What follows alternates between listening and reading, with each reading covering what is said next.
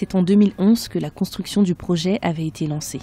6 ans plus tard, le nouveau port de la ville de Nacala ainsi que la nouvelle ligne de chemin de fer sont maintenant prêts à être utilisés. Le méga projet du corridor logistique de Nacala est composé d'une voie ferrée de 912 km ainsi que d'un terminal de chargement pour les navires de très grande capacité. Ces nouvelles infrastructures permettront d'exporter le charbon produit dans l'ouest du pays. Ces deux infrastructures constituent des moyens pour pouvoir dégager la production du Mozambique. Dans la dynamique aujourd'hui de se repositionner sur le marché international et de compétir avec le port de Mombasa et d'Urban, il semble important que le pays se dote d'un port qui puisse accueillir les gros navires.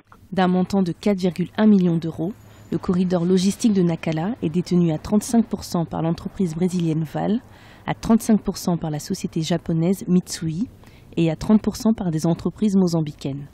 Prévue initialement pour le début 2015, la construction du projet avait pris du retard suite à la chute des cours du charbon. Celle-ci avait ralenti le secteur pendant 2 ans. Pour un investissement de ce niveau-là, il faut vraiment avoir des perspectives claires. Et un groupe comme Vale n'est pas un groupe philanthropique, c'est un groupe mis par l'économie, mis par le profit, etc.